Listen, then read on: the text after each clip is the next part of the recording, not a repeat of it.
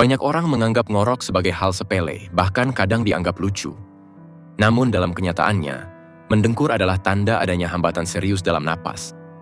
Suara bising itu lahir karena saluran pernapasan menyempit, dan jaringan di tenggorokan bergetar saat udara dipaksa lewat.